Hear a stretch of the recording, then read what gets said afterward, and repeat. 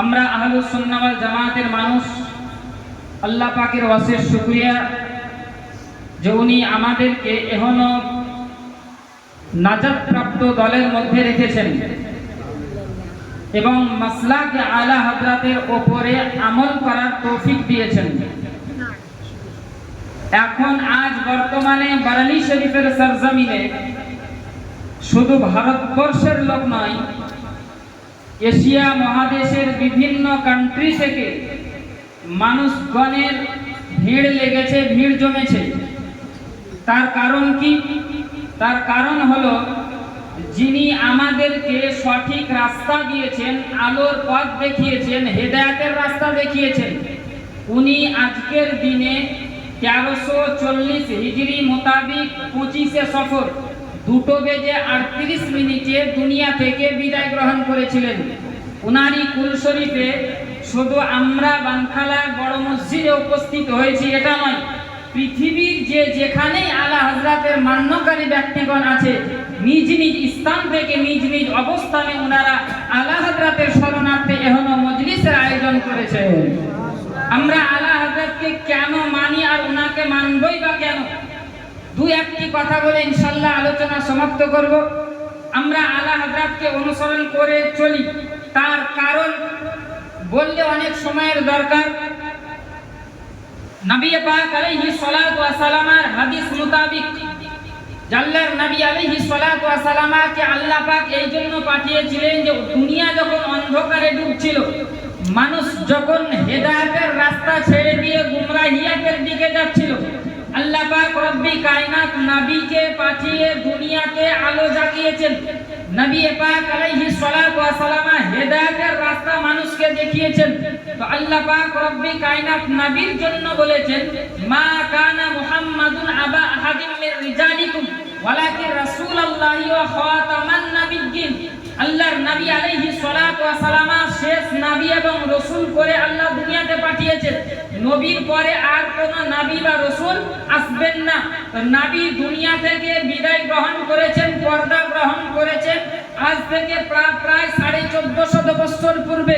এবার আমরা নবীর গুনাহগার উম্মত, আমরা যদি আমাদের মনে যদি খটকা জাগে, নবী দুনিয়াতে আলো জাগরণ করার জন্য এসেছিলেন, নবী তো 1450 বছর পূর্বে দুনিয়া থেকে বিদায় গ্রহণ করেছে। তো নবীর জামানার পরেও মানুষ তো ফিতনার মধ্যে ডুববে, নবীর জামানার পরে মানুষ আপনার হেদায়েতের রাস্তা ছেড়ে দিয়ে গুমরাহিয়াতের দিকে যাবে, মানুষ জান্নাতের রাস্তাকে ছেড়ে দিয়ে জাহান্নামের রাস্তার দিকে চলে যাবে। তো আর তো নবী আসবে না। মানুষকে সঠিক রাস্তা দেখাবে কারা? মানুষকে হেদায়েতের রাস্তা দেখাবে কারা? মানুষকে আল্লাহর পথে নিয়ে আসবে কারা? আল্লাহর নবী আলাইহিস সালাতু ওয়াস সালাম এর আপনার ফয়সালা দিয়েছেন, ভবিষ্যৎবাণী করে নিয়েছেন যে শোনো, ইন্নাল্লাহ আযজা ওয়া জাল্লা ইয়াবআসু লিয়া হাযিল উম্মাহ আলা রাসি কুল্লি মিয়াতি সানা মাইয়ুজাদ্দিদু লাহা দীনাহা।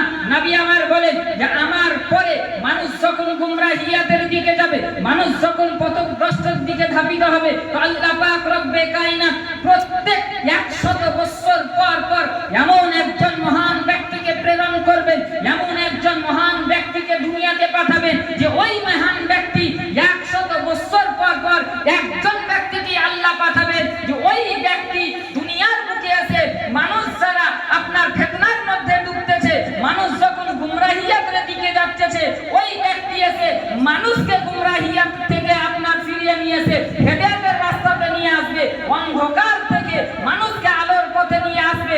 আল্লাহর নবীর কথা মোতাবেক ভারতবর্ষের সরজমিনে আপনার প্রায় 1200 হিজরিতে যখন আপনার 1200 হিজরির আগে যখন নাজদ শহরে একজন ব্যক্তির জন্ম হয়, মুহাম্মদ বিন আব্দুল ওয়াহাব, সে একটি কিতাব লেখে, কিতাবের নাম দেয় আত-তাওহীদ।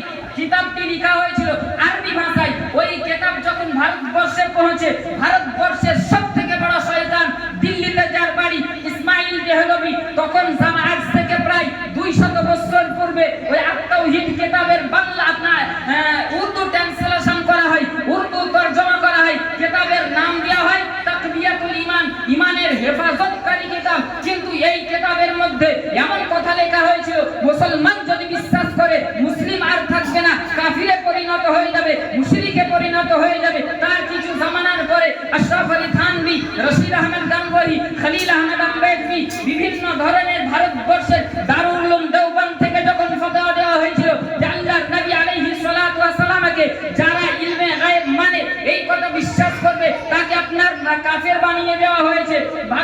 ভারতবর্ষের দারুল উলুম দেওবন্দ থেকে যখন সেটা ফতোয়া দেওয়া হয়েছিল যদি কেউ ইয়া রাসূলুল্লাহ স্লোগান দেয় ওই ব্যক্তি কাফির হয়ে যাবে, মুশরিক হয়ে যাবে।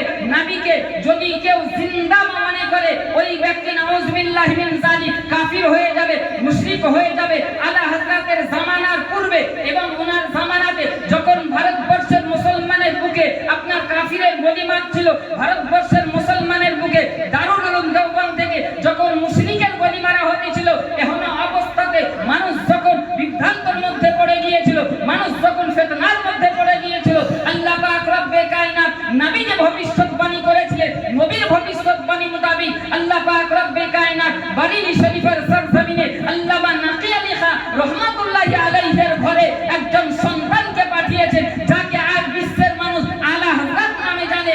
এই ব্যক্তি আপনার ভারতবর্ষের যারা মুসলমানের ঈমানকে নষ্ট করতেছিল আলা হযরত রাহমাতুল্লাহ আলাইহি তা আপনার বক্তব্যের মাধ্যমে, কিতাবাতের মাধ্যমে, লিখনের মাধ্যমে, শের ও শায়রির মাধ্যমে, আপনার শিক্ষার মাধ্যমে মানুষকে কাফির হওয়া থেকে মানুষের ঈমান যে লুট করা হচ্ছিল আলা হযরত রাহমাতুল্লাহ আলাইহি ভারতবর্ষের মুসলমানের ঈমানের হেফাজত করেছে, ভারতবর্ষের মুসলমানের আমলের হেফাজত করেছে, ভারতবর্ষের মুসলমানের আকাইদের হেফাজত করেছে। আরে যে আমাকে যদি কোনো একজন ব্যক্তি হেল্প করে, যেই সাহায্য 10 জন ব্যক্তির কাছে পাওয়া যাবে না, ওই ব্যক্তিকে আমি আপনার মরণের আগে পর্যন্ত ভুলতে পারবে না।